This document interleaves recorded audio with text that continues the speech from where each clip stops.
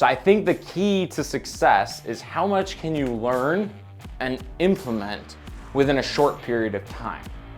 I think the most successful entrepreneurs out in the world, they're book readers, they go out to conferences, they join mastermind groups, and they absorb knowledge, and then they quickly go back within their business and implement it. And the quicker you can implement that information, the more you will grow. Now, on that topic, I have devoted my life to being a lifelong learner, and my goal is to learn as much as quickly as I can and implement as quickly as I can, and that's been one of the keys to my success. Along those lines, I always get asked the question of, Alex, what are the top 5 things you wish you would have learned earlier that could have absolutely changed the trajectory of your business? And in this video today, I want to share that with all of you with the hopes of maybe you guys learning these things that I've already learned later on, earlier in your career, and hopefully you can apply that within your business and achieve massive success by implementing these things. So let's dive in. The one important thing that I learned later in my career that I wish I would have learned earlier is my relationship with money and capital. At the beginning of life, as every single young person coming out into the workforce wants, all they think about is, okay, I gotta go out into the world and make as much money as I can, and that is my measurement for success. And it's almost this mindset of scarcity. It's almost like you're running against the clock. There's only so much money out there and you need to accumulate it, right? And you either climb the corporate ladder, or there's people who start businesses and they have the hustle mentality of, hey, how can I just transact as much and gain as much money as I can? Frankly, that was my relationship with money at the early stages of my life, because partially I had to become independent. I had moved out of my parents' house, had a bunch of bills. My income was way lower than that. So just because of those pressure in life, I was forced to find a way to make ends meet to be able to cover everything. Later on in life, once I had a couple successful exits and had made a decent amount of money, I realized that my relationship with money was kind of flawed, and that money is abundant and capital is all out there, and all you have to do is learn how to attract that capital and learn how to use that capital as energy. So you need to learn early on, and I wish I would have learned early on, instead of starting a business with my limited resource of capital. Romextera was started on a credit card that had a $30,000 limit. What if we would have raised capital from investors early on and got them bought into the dreams, and yeah, maybe given up a little bit percentage of the company, but what if instead of $30,000, we would have started the business with $300,000, or better yet, $1 million. With Albi, it was the same thing. We set out with Albi, after the exit with Romextera, we had a 7-figure budget to actually start the company with. And we ended up starting it, and we realized that that 7-figure budget was not enough and we were limited. And 3 years down the road, we then went to VCs and raised a bunch of capital and were able to get the company off the ground in the way it is right now. I wish I would have known that capital existed, and your relationship with capital and your ability to attract capital as energy earlier on. And if I would have done that, I could have basically raised capital from when Albi was just an idea on a paper napkin. Like many of the successful startups in the world start as an idea on a paper napkin that attracts investors and capital. The second thing I wish I would have learned earlier is the importance of mentors and coaches. So I was a rebel as a kid. I went through regular high school and then tried to go to college to make my parents happy. I ended up dropping out of college because it really wasn't for me. And I had kind of an anti-education mindset for a little bit, in the sense of I didn't like the structured educational system that teaches you quote unquote useless things. But because of that, probably for the first 3 to 4 years of my career, I really never looked for a mentor or a coach or anything along those lines, because I was kind of shy from, structured education. I was kind of going through the school of hard knocks, so to speak. After I actually ended up finding mastermind groups and coaches, I ended up designing my life to where now I have a coach for every single aspect of my life. I have a nutritionist that helps me with my health and nutrition goals. I have a personal trainer that helps me go through all the body transformation that I'm going through in my health journey. I have a couple of business coaches that I rely on for different areas of expertise within my business. And all these people are domain level experts that basically have done this before, and they pour their value into me. So I wish I would have implemented coaching and gotten a mentor 4 years before I would have, and I probably would have been 20 times more successful right now had I done it right away. And a lot of times we're afraid of the cost associated, but again, back to number one, you could always go find capital, go find a way to get that energy, and then go pour that energy back into a team of coaches, and you'll be able to create exponential value that way. So number 3 is the concept of life by design, not by default. And oftentimes it's very easy to get yourself caught in the flow and just kind of living day by day, just floating with whatever comes at you. You're sitting at work, you're trying to grow this business, and the fire comes up. Obviously, it's very attractive to go chase that fire, whether or not it aligns with the future of whatever your goals are. I am a victim of that. And again, for 5 to 6 years of my life within my professional career, I was just kind of coasting around. I did have goals, I did have an intention of where I was going, but a lot of times I ended up going to the defaults. I was falling down to my regular habits of, going out and partying with people, going out and putting out the next fire, buying the next shiny toy, whether or not it aligned with my future vision.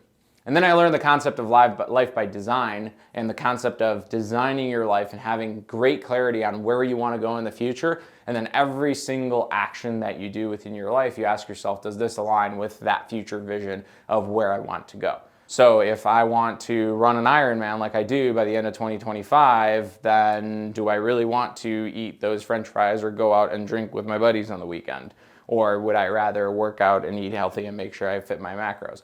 The amount of output you're able to produce and the amount of clarity that you get when you design your life and you put together your future goals and live every single moment of the day intentionally going after those goals is absolutely phenomenal, and I wish I would have done it way earlier within my career. Number 4, some people call it work-life balance. I call it the integrated life. And it's the 4 pillars that I live my life based off of, and that is wealth, health, love, and spirituality. And most importantly, the thing that I learned is the relationship between all 4. When I first started out growing a business, I was focused solely on wealth, like I explained before. How do I make money? How do I devote my life to this business, to build this business up?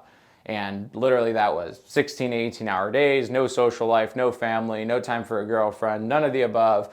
I ended up going from like 150 pounds to 240 pounds in weight. Everything was just bubbling and bubbling and bubbling up. And there were 2 pretty major moments within my life where, that kind of collapsed on me. One of them being when I almost passed away from COVID due to the fact that I was super out of shape and my body just could not fight the disease.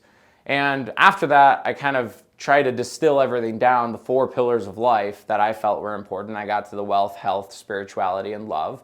And then I started intentionally using life by design, not default, to make sure that I check off those 4 boxes every single day. And at first I was a little scared, to be honest. I thought that shifting my focus from wealth only to now focusing on love, I had a wife and a baby on the way at the time, health, I knew I needed to do something because there was no point to live life if you're gonna just pass away from some random disease because you're unhealthy. And then spirituality, having a greater sense of meaning and understanding why we are in this world. I realized that balancing those 4 actually created magnificent output throughout. So my fear was, I'm taking time away from wealth, I'm taking time away from work to work out. That's a distraction. But then I realized that when I do work out before I come to work, I have way more energy and I'm actually able to put out a lot more output when I come to work and put in those hours. And if I do eat right, there's a huge difference in mental clarity and how I feel if I eat right versus when I don't eat right. And when I feel fulfilled at home and when I know that I'm happy and my family is happy at home, I don't have to worry about the well-being of my family and I can focus on work, and then vice versa. When I move away from work and I go home, I'm able to break those boundaries and have those separately. Instead of thinking that focusing on a different aspect of life is actually going to rob another aspect of your life, it's actually the integrated life where all 4 things work together, where the magic happens and each one of them actually fuel another area of your life, and then you're able to exponentially grow yourself as an individual, and then all aspects of your life end up growing. And then the 5th thing that I wish I would have learned early on is the concept of value and your worth as an individual is actually directly correlated to the amount of value that you pour back into the world. So instead of thinking of transacting your time for dollars, really your value as an individual and your net worth as an individual, whether it's actual physical cash or non-tangible goods, is equivalent to the value that you produce into the world. And in order for you to produce that value into the world, you need to do 2 things. 1, you need to build the best version of yourself. And then 2, you need to pour that best version of yourself back into the world unconditionally. And if you do those 2 things, value will come back to you just absolutely exponentially. I can't even begin to tell you how my life has changed ever since I started doing content like this, where none of this is monetized. I don't get a single penny off of this. It is just my pure want and desire to pour back into the world, and the amount of value that has come back to me in various forms, from happiness to joy to new connections to even capital, right? Just from doing things like these. And I think that a lot of people build very valuable versions of themselves, and then they feel like they need to guard that. And they don't want to share those things because they're afraid that the next person is going to take that from them and be able to compete against them and outwin them. When in reality, you doing that and you withholding from 1, building the best version of yourself, and 2, pouring it back into the world actually impacts your ability to become valuable, and it basically holds you back from being the most valuable version of yourself. And I wish I would have learned that and I would have shared. Imagine if I would have literally had the journey documented from day 1, from when we were in the garage, had videos like these about these struggles that we were going through in the garage, and then how we got from the garage to the small warehouse, and how we got from the small warehouse to 50-some employees, and then had the whole process of fundraising documented. Imagine how much value I could pour back into the world had those things just been documented. They weren't. I kind of regret that. And now, from this moment forward, that's why I'm doing these things. Because I know somebody will look at this video and see how bad or good it may be, and then go see a video from 5 years from now and see the journey and get inspired by that journey and be able to see the steps that I took to get from this point to wherever I'm going to be in 5 years. Hope you enjoyed this video of my YouTube channel. My goal is to pour value back into all of you, whether you're an entrepreneur or an employee at a company, whether you're a 16-year-old watching this or you're starting your business at 50, that doesn't matter. This is just me showing up for the world and pouring back some of the life experiences that I've learned. Hit the subscribe button. I'm committing to every single week releasing a new video.